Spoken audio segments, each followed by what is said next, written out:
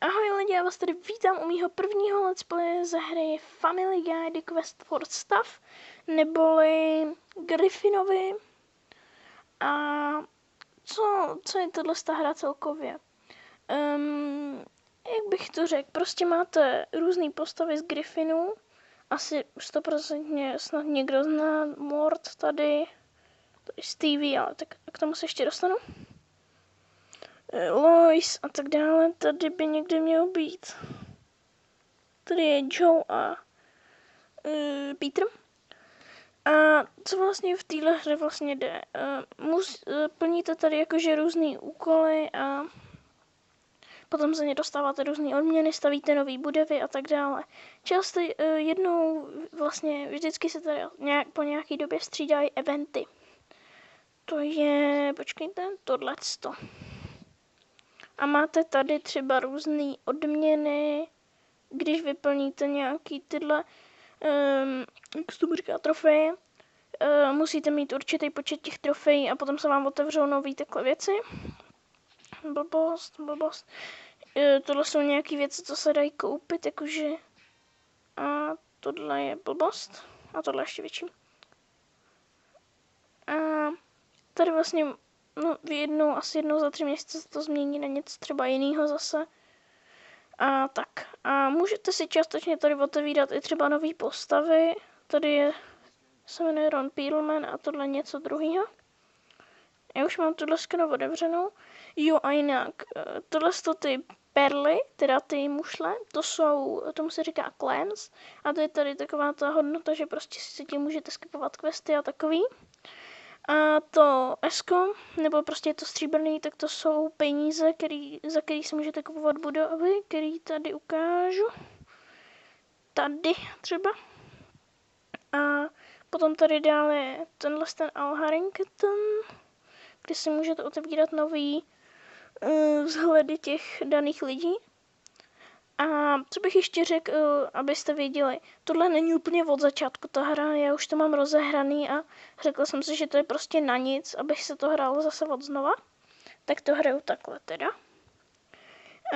To je asi všechno, co jsem chtěla říct, takže už se na to vrhneme.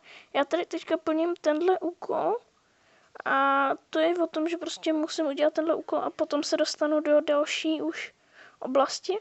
Jo, jinak jsem asi první v Česku, kdo to natáčí. Nebo takhle, nikoho jsem zatím neviděl na YouTube v Česku, kdo by to natáčel. A máte tady různý úkoly, který musíte vyplnit. Takhle. A snad trochu anglicky umíte, tak si aspoň něco přeložíte, já nechci všechno přeložovat. A jdeme teda na to. Teďka si vyklikáme ty úkoly, který tady máme.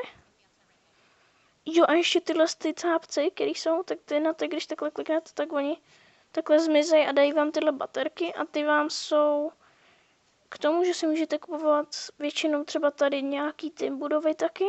Tady vidíte třeba a tak dále. Takže jdeme vyklikat už konečně ty úkoly. Jo jinak, teďka potřebujeme hlavně... Nepočkat. Hej, už to mám asi. Nebo ne? Aha, tak dobrý. Takže v tomhle let's play budeme mít dokonce i nový oblek. Ale ne, tak nebudeme mít. Za 4 hodiny, až ho budeme mít, tak to bude když tak v příštím let's play ukázaný tenhle. Chtěl bych jinak natáčet v tomhle sérii nějakou videí. Ještě moc přesně jakože nevím jakou, ale něco bych natáčet chtěla, ale level 15 se hodí. Takže si to dám teda nějak vyklikat.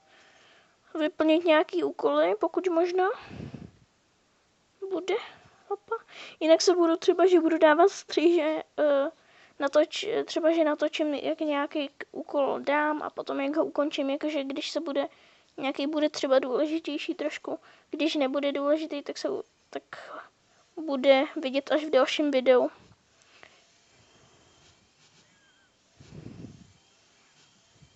Jinak chtěl bych tu hru hrát jakože i chvilku, to jenom trošku.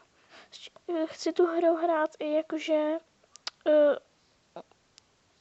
jak se mu říká, off screen. Protože mě ta hra jakože hodně baví a chci jí hrát. Jo, tohle se dostanu. A tohle je takový jakože malý Stevie, který vám prostě obsadí jednu budovu a vy z ní nedostáváte ty peníze, tak ho teďka můžeme použít takovou zbraň, která ho na chvilku odstraní. Hotovo. A dávám to ještě nějaký věci. Vidíte? A teďka nám je to za chvilku už něco dá. Takže tak, tohle ještě můžeme odklikat. A co jsem ještě chtěl? Tohle zlatýho. Jo, jinak ty modrý dávají jenom 3 nebo 2 baterky, ty červený dávají 10 baterek. A ty zlatý dávají 20 baterek, abyste věděli, když tak. A tak za tohle jako oblek jsem hodně rád. To jako mě potěšilo. Protože já jsem nevěděl, jak daleko jsem. Jsem myslel, že mi ještě jedna chybí. Tak si tady nastavíme nějaký úkoly. No, třeba tohle. Ještě se koukneme, co máme vůbec za úkoly. Ne. Create blocks. To určitě. Takže nemáme nic, co bychom mohli vyplnit. Tak nastavíme teda ty úkoly. Budu nastavovat asi ty nejdelší, co jdou. Abych prostě si to prostě abych,